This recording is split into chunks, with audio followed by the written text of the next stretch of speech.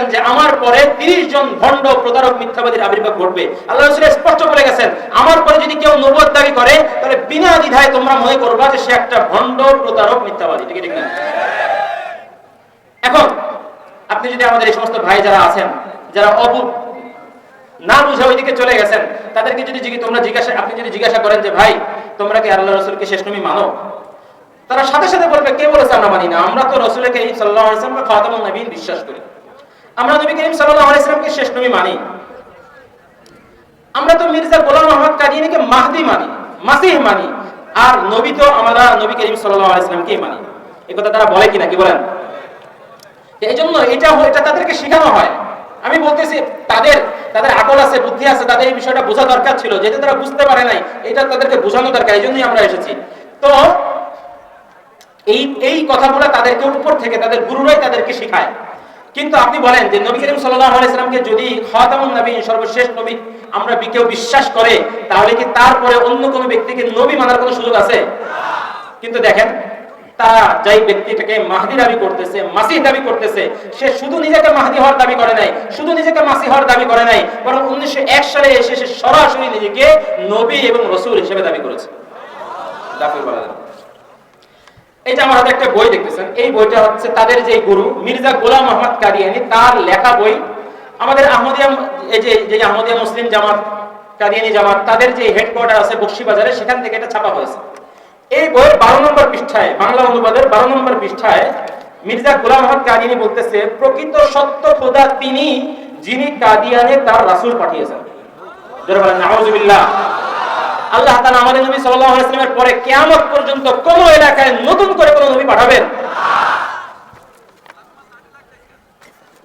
এই যে আরেকটা বই, একটি ভুল সংশোধন, এটাও তার লেখা বই, বকশীবাজার থেকে তাদের হেডকোয়ার্টার থেকে অনুবাদ করা হয়েছে। এই বইয়ের 8 নম্বর পৃষ্ঠায় বলতেছে, যখন স্বয়ং খোদা তাআলা আমাকে নবী ও রাসূল আখ্যা দিয়েছেন, তখন আমি কি রূপে এটা প্রত্যাখ্যান করতে পারি এবং তাকে ছেড়ে অন্যকে ভয় করি?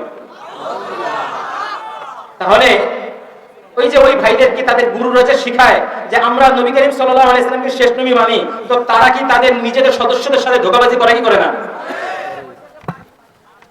এখন একটা প্রশ্ন আসে, একটা প্রশ্ন দেখবেন তারা আপনাদেরকে বলবে, আচ্ছা নবী করিম সাল্লাল্লাহু আলাইহি ওয়াসাল্লাম সর্বশেষ নবী মানলাম, বুঝলাম, তাহলে তিনি যদি সর্বশেষ নবী হয়ে থাকেন, তাহলে তারপরে হযরত ঈসা আলাইহিস সালাতু ওয়াস সালাম আবার কিভাবে আসবেন? একটা প্রশ্ন হয় কি হয় না, কি বলেন? তারা আমাদের সাধারণ মুসলমান ভাইদেরকে এই প্রশ্নটা করে থাকে। আমাদের মুসলমান ভাইদের এই প্রশ্নটা হয়ে থাকতে পারে যে আল্লাহ রাসূল শেষ নবী, তাহলে ঈসা আলাইহিস সালাম কিভাবে আসবেন? ঠিক আছে না? শুনেন, শুরুতে আমি যে খতম নবুয়তের যে অর্থ বলেছি, অর্থটা যদি আপনারা বুঝে থাকেন, তাহলে এই প্রশ্নের উত্তর হয়ে গেছে। সেটা কি?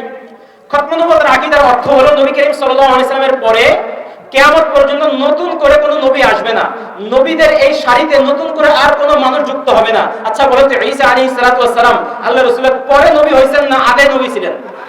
আল্লাহ রাসূলের পরে নবুয়ত পেয়েছেন না আগে নবুয়ত পেয়েছেন? তাহলে উনি আল্লাহ রাসূলের পরে আসা, এটা কি খতম নবুয়তের আকীদার সাথে সাংঘর্ষিক? কারণ খতম নবুয়তের আকীদা মানে হলো তারপরে নতুন করে আর কোনো নবী হবে না, আর ঈসা আলাইহিস সালাতু ওয়াস সালাম তার আগে থেকে নবী ছিলেন। ঠিক না? সুতরাং ঈসা আলাইহিস সালাতু ওয়াস সালাম নয়, শুধুমাত্র যদি ধরে নেই আদম আলাইহিস সালাতু ওয়াস সালাম থেকে নিয়ে ঈসা আলাইহিস সালাতু ওয়াস সালাম পর্যন্ত সকল নবী যদি আরেকবার করে আসেন, তারপরেও আমাদের নবী শেষ নবী। আচ্ছা এবার আসেন, এখন একটা প্রশ্ন আসতে পারে, ওই ভাইদেরকে আপনি যদি প্রশ্ন করেন, আমাদের ওই ভাইদেরকে, আমাদের যে সমস্ত আহমদিয়া ভাইরা আছেন আমাদের আশেপাশে, আমাদের যে সমস্ত কাদিয়ানী ভাইরা আছেন, তাদের গুরুরা তাদেরকে কি বুঝায় জানেন? তাদের গুরুরা তাদেরকে বুঝায় যে দেখেন, নবী করিম সাল্লাল্লাহু আলাইহি সাল্লামের আনুগত্য করলে, পরিপূর্ণ আনুগত্য যদি কেউ করতে পারে, তাহলে নবুয়তের, নবী হওয়ার নবুয়তের একটা স্তর নাকি পাওয়া যায়। বলেন নাউযুবিল্লাহ।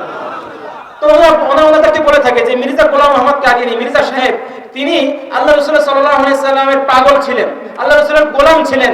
গোলামি করতে করতে, আল্লাহ রাসূলের আনুগত্য করতে করতে নাকি তিনি নবুয়তের একটা স্তর পেয়ে গেছেন। আল্লাহ রাসূল সাল্লাল্লাহু আলাইহি ওয়াসাল্লামের আনুগত্য করলে নবুয়ত পাওয়া যায়, এটা তারা কোরআনের একটা আয়াত অপব্যাখ্যা করে এটা প্রমাণ করতে চায়। সে আয়াতটা হলো মা ইউতি'আল্লাহু ওয়া রাসূল ফাউলাইকা মা'আল্লাযীনা আন'আমা আল্লাহু আলাইহিম মিনান নাবিয়্যিনা ওয়াস-সিদ্দীকিনা ওয়াশ-শুহাদা'i ওয়াস-সালিহিন। এটা হয়তো আপনারা অনেকেই শুনে থাকবেন তো এই আয়াতের মধ্যে অপব্যাখ্যা করে তারা বলতে চায় এই আয়াত থেকে নাকি বোঝা যায় আল্লাহ রাসূলের আনুগত্য করলে নবুয়ত পাওয়া যায়। আমি এখন ওই আয়াতের কি অর্থ কি মর্ম এই দিকে যাব না। ইনশাআল্লাহ কিয়ামত পর্যন্ত যদি তারা চেষ্টা করে একটা আয়াত বা একটা হাদিস থেকে নবুয়ত যে আল্লাহ রাসূলের পরে কোন নবী হইতে পারবে এটা ইনশাআল্লাহ তারা প্রমাণ করতে পারবে না। এখন ওই প্রসঙ্গে আমি যাব না। যে প্রসঙ্গটা আমি যাইতে চাই তাদের যে মূল দাবি সেটা হলো যে মির্জা সাহেব নাকি আল্লাহ রাসূলের আনুগত্য করতে করতে নবুয়ত পেয়ে গেছে। তো মির্জা সাহেব আল্লাহ রাসূলের কেমন আনুগত্য করেছে এটা আমাদের দেখতে হবে কি হবে না? হ্যাঁ, এটা আমি একটু দেখাইতে চাই। আমাদের ওই সমস্ত ভাইদেরকেও বলতে চাই যে দেখেন আপনাদেরকে যে কোন মূলা ধরায় দিছে তারা এটা একটু বোঝার চেষ্টা করেন। মির্জা সাহেব যে আনুগত্যের মাধ্যমে নবুয়ত পেয়েছে বলে দাবি করে আপনাদের গুরুরা, ওরকম আনুগত্য করতে নবুয়ত না ভদ্র মানুষ হওয়া যাবে না। দেখেন কোন স্লোগান দিব না আমরা আজকে, কোন স্লোগান না, কারণ আজকে আমরা কোন উত্তেজনামূলক কোনো কথা বলার জন্য এখানে আসি নাই। আমরা তো বোঝানোর জন্য আসছি। বোঝানোর জন্য কি না স্লোগান দিতে হবে? এই জন্য কোনো স্লোগান নাই, শুধুমাত্র আপনারা কি শুনবেন কান দিয়া। এই আলোচনাগুলো আপনাদের শোনা দরকার আছে কি আছে না, কি বলেন? এই পুরা দক্ষিণ অঞ্চলে পুরা একেবারে এই লাগে বাংলাদেশের মধ্যে সব থেকে বেশি আমাদের এই সমস্ত অবুঝ ভাইদের সংখ্যা সব থেকে বেশি বাংলাদেশের 3টা অঞ্চলে। একটা হচ্ছে বিবাড়িয়া, আর একটা হচ্ছে আপনার পঞ্চগড়, আর একটা এই যে আপনাদের এই এলাকা। এই জন্য এই এলাকার মানুষের এই বিষয়গুলো জানা একেবারে ফরজ, একেবারে কি। সুতরাং এই বিষয় জানতে হলে যদি আমাদেরকে আজকে রাত আরেকটু গভীর হয়, আপনারা রাজি আছেন তো ইনশাআল্লাহ?